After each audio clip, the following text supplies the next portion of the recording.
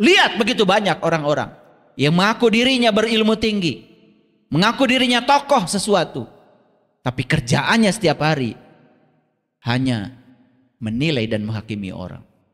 Belum selesai dengan sudut pandangnya, belum selesai dengan matanya. Matanya penuh dengan curiga pada semua orang.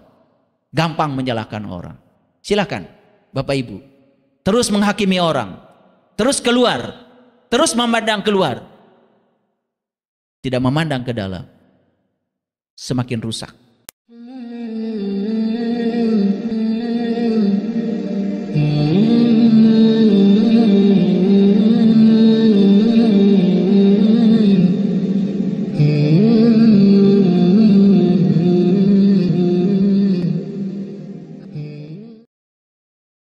Saya masih ingat waktu pertama kali saya belajar tentang spiritual ini, saya ketemu seseorang yang mengajarkan kepada saya tentang 3 ajaran tantra.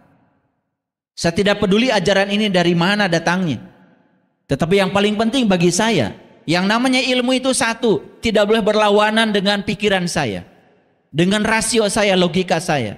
Yang kedua, yang namanya ilmu harus nyata dan bisa dibuktikan. Yang ketiga, yang namanya ilmu, yang paling penting, memberikan nilai manfaat bagi saya. Itu saja. Saya tidak pernah bertanya dari mana asalnya. Saya baru tahu kalau ajaran tantra lahir di sebuah tanah yang sangat sulit yang bernama Tibet. Apa ajaran itu? Yang pertama, sentuh matamu selembut bulu ayam. Dulu saya tidak mengerti rahasia ini. Ternyata apa? Semua masalah di pikiran berasal dari sudut pandang yang salah. Sentuh matamu dengan selembut bulu ayam. Kita diajarkan untuk memiliki sudut pandang yang bagus terhadap kehidupan. Tidak terjebak, tidak terjebak benar salah, baik buruk. Terimalah semua yang kamu saksikan apa adanya. Ternyata itu yang membuat kita menjadi tidak curiga pada orang. Tidak gampang menilai orang, tidak gampang menghakimi orang. Sudah kita diajarkan program-program yang salah sepanjang hidup.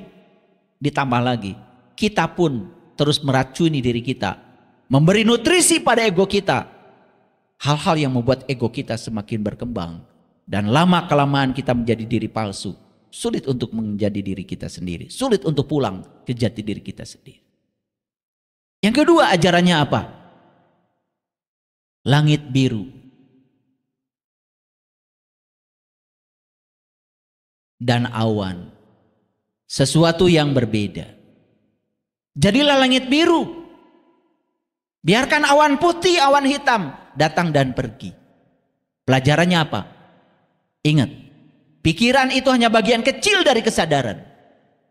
Pikiran bukanlah dirimu. Dirimu yang sebenarnya adalah kesadaran, jauh lebih besar daripada pikiran. Pikiran itu yang menciptakan awan putih, awan hitam.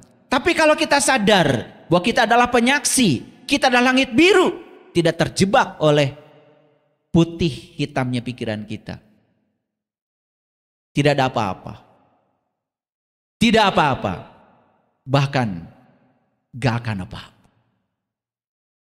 Bapak Ibu pernah menyaksikan screen di rumah, TV. Ada adegan sinetron yang sedih. Ikut sedih? Screennya? Tidak. Ada adegan kebakaran. Terbakar screennya? Tidak.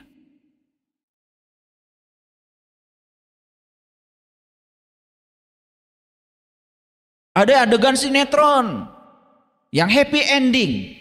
Bahagia screennya? Tidak. Langit biru itu ibarat layar monitor kita. Seperti layar ini.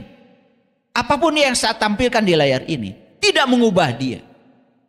Harusnya seperti itulah diri kita.